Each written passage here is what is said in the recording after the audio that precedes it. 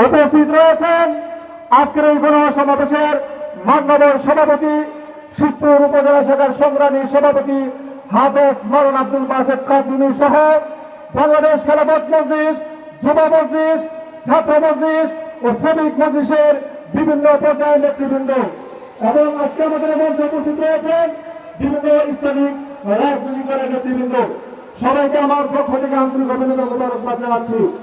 সংগ্রামী সাথী বন্ধুগণ, আমি শুধু কেন্দ্রীয় নেতৃবৃন্দকে প্রথমে একটি কথা বলতে চাই। আজকের এই যে জামায়াত, আজকে এখানে যারা এসেছে, 4 টাকা পরে ফজর নামাজ পড়ে সবাই যার যার দায়িত্বে শিবপুর সরকারি কলেজ মাঠে চলে এসেছে। আমরা যদি প্রোগ্রাম বিকালে করতে পারতাম, শুক্রবারে করতে পারতাম, শিবপুর পৌর এলাকা লুকে লুকে অন্য হয়ে যেত। সংগ্রামী সাথী বন্ধুগণ, আজকে বক্তব্য দিবেন আমাদের আমির মসজিদ সাহেব।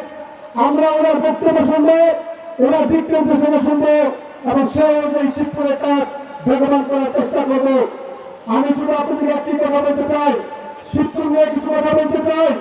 শিবপুর খুব সম্ভাবনা একটি জনপদ, ঢাকার খুব কাছের সঙ্গীতের এলাকা। শিবপুর যে পরিমাণ সম্ভাবনা ছিল, সেরকম সম্ভাবনা অনুযায়ী শিবপুরের কোনো উন্নয়ন হয় নাই। শিবপুর কৃষি প্রধান, পাশাপাশি শিল্প এলাকা আছে, কৃষি এলাকা আছে। আমরা দেখেছি বিগত সময়ে যারা ক্ষমতা এসেছে, যারা নির্বাচিত হয়েছে, কোন নির্বাচিত জনপ্রতিনিধি শিবপুরবাসীর জনগণের কল্যাণের জন্য কোনো কাজ করতে পারে নাই, শিবপুরের প্রপার উন্নয়ন করতে পারে নাই। আপনারা জানেন শিবপুরের সবজি ঢাকার ম্যাক্সিমাম এলাকায় চলে। আমরা দেখেছি যারা নির্বাচিত হয়েছে, আমাদের ফুটে যারা নির্বাচিত হয়েছে, সেই নির্বাচিত নেতারা নির্বাচনের পরে ঢাকায় যে এসির বসে তারা বুক বিলাস করেছে। আমাদের কৃষক ভাইদের কোন খবর নেয় নাই, কৃষকদের জন্য ন্যায্য মূল্য ছাড়ের ব্যবস্থা করতে পারে নাই। আপনারা জানেন শিবপুরে প্রচুর সবজি হয়, কিন্তু সবজি চাষিদের জন্য কোন পাইকারি বাজারের ব্যবস্থা করতে পারে নাই। তাদের উৎপাদিত পণ্য ন্যায্য মূল্যে বিক্রি করবে, সেই ব্যবস্থা আমাদের শিবপুরের নেতারা করতে পারে নাই। শিবপুরের সমস্যা শুধু এতটুকুই নয়, আপনারা জানেন আমার মনে হয় বাংলাদেশের একমাত্র পৌরসভা শিবপুর পৌরসভা। পৌরসভার ঘোষণা হওয়ার পরে 20-25 বছর হয়ে গেছে, এখনো সীমানা নির্ধারণ করতে পারে নাই, নির্বাচনও করতে পারে নাই।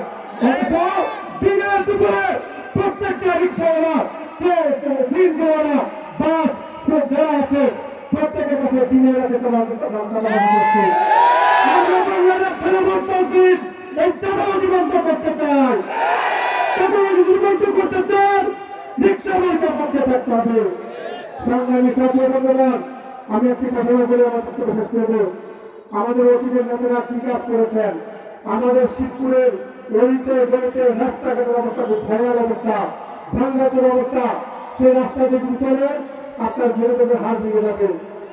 আমাদের নেতা যারা ছিল তারা যে কি পরিমাণ দুর্নীতি করেছে, রাস্তা হওয়ার 1 বছর হওয়ার আগেই রাস্তা ভেঙে চর্ম বিচূর্ণ হয়ে যায়। এবং এখানে যারা আছে সামনে ক্ষমতায় যাওয়ার জন্য তৈরি হয়ে গেছে, তারা ক্ষমতায় যাওয়ার আগে তাদের সন্ত্রাস শুরু করে দিয়েছে। আমাদের দিনাজপুরের একটি ওয়ার্ডের কথা বলছি, একটি রাস্তা বহুদিনের জীবন গিয়েছে, জনগণের অনেক কষ্ট হচ্ছে। আমাদের স্থানীয় চেয়ারম্যান এক নেতাকে টাকা দিয়েছে, বলছে ভাই আপনি রাস্তা ঠিক করে দিয়ে। সেই নেতা টাকা খেয়ে বলেছে, রাস্তা ঠিক করতে পারে নাই। বাংলাদেশ খেলাফত মজলিসের নেতা কর্মীরা নিজের পকেটের টাকা খরচ করে সেই সব রাস্তা সংস্কার করেছে। আমরা যদি ক্ষমতায় না আসি, আমির মসজিদ বলে দিয়েছেন 5 বছরের জন্য তোমাকে শিবপুরবাসী উচ্ছেদ করলাম। ইনশাআল্লাহ আপনাদের কথা দিচ্ছি, নির্বাচিত হয় না হয়, নিজের জীবনে যতটুকু রক্ত থাকবে শেষ রক্তবিন্দু পর্যন্ত শিবপুরবাসীর পাশে থাকবো, শিবপুরবাসীর উন্নয়নের জন্য কাজ করার চেষ্টা করবো ইনশাআল্লাহ। আপনারা আমার পাশে থাকবেন ইনশাআল্লাহ, রিক্সাওয়ালাদের পক্ষে থাকবেন। আমির মসজিদকে দেখায় দেন শিবপুরে রিক্সাওয়ালাদের গাড়ি হতে যাচ্ছে ইনশাআল্লাহ। আগামী শিবপুর রিক্সাওয়ালাদের গাড়ি হবে, আগামী শিবপুর খেলাফত মসজিদের গাড়ি হবে, আগামী শিবপুর সবার কাছে থাকবেন ইনশাআল্লাহ। আসসালামু আলাইকুম ওয়া রাহমাতুল্লাহি ওয়া বারাকাতুহু। সংগ্রামী উপস্থিতি, বিশ্বের দ্বিতীয় বৃহত্তম পশ্চিম